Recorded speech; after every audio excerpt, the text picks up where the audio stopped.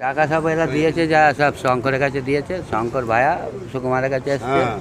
ওরা সেই টাকাটাকে এখন রিটার্ন নেওয়ার জন্য পার্টি আমাদের চাপ দিয়েছে যে আমরা টাকাটা করিয়ে দেবো। সেই জন্য আমরা এখানে কতজন লোকের কত টাকা? তা প্রায় ধরেন 50 জনের মতো লোক আছে। কত টাকা করে?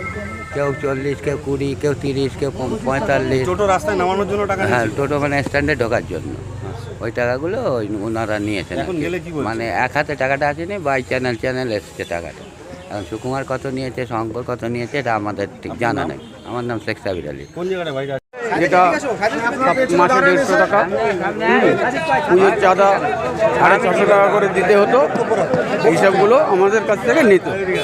বা আমরা লোন করে কষ্ট করে গোবর ছেনে বুটে করে বিক্রি করে আমরা ঢুকেছি। ঢুকে এখন আমাদের এই সরকার এসে আমাদের নিয়ে ওরা আন্দোলন চালিয়ে যাচ্ছে যাতে আমাদের ভালো হয়। কিন্তু টাকা ফেরত চাইতে এসছে? হ্যাঁ, আমরা ফেরত চাইতে। সমস্যা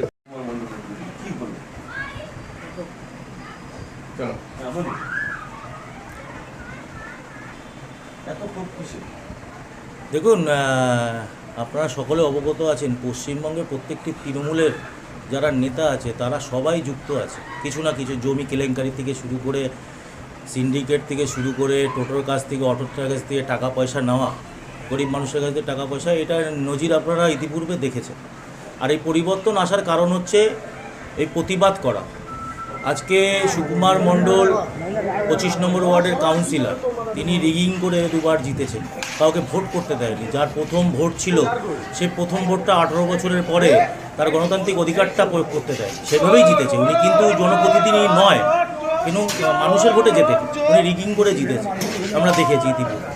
তার আগে দেখেছি আমরা বিভিন্ন মানুষের কাছ থেকে জমি বিক্রি করার পয়সা এবং টোটোওয়ালা গরিব মানুষদের কাছ থেকে টোটো ঢোকালে বা অটো ঢোকালে 60,000, 70,000, অটোতে 5 লাখ, 4 লাখ উনি নিয়েছেন।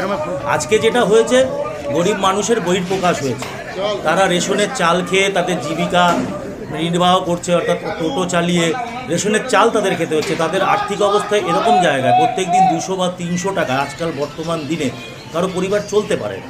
সেই জায়গায় দাঁড়িয়ে তাদের কাছ থেকে লোনের মাধ্যমে তারা টোটো কিনেছে এবং সুকুমার মণ্ডলকে বিভিন্ন লোকের মাধ্যমে টাকা তুলেছে। সেই টাকারই বহিঃপ্রকাশ আজকে তারা ফেরত চাচ্ছে এবং তারা ইন্টারেস্ট সমেত ফেরত চাচ্ছে। আজকে 5 বছর টাকা কোনো জায়গায় রাখলে ব্যাংকে, একটা সরকারি ইন্টারেস্টে সে টাকা ডবল হয়। আমরা ইতিপূর্বে খবর পেয়েছি প্রায় 15 থেকে 16 লক্ষ টাকা আনুমানিক, আরও হতে পারে, কারা এখনও বলেনি বা কিছু। সেই জায়গায় দাঁড়িয়ে এটা তো হওয়ারই ছিল। আমরা এটা চাইছি যে ওনার অ্যারেস্ট চাইছি, প্রশাসন তার দায়িত্ব নিক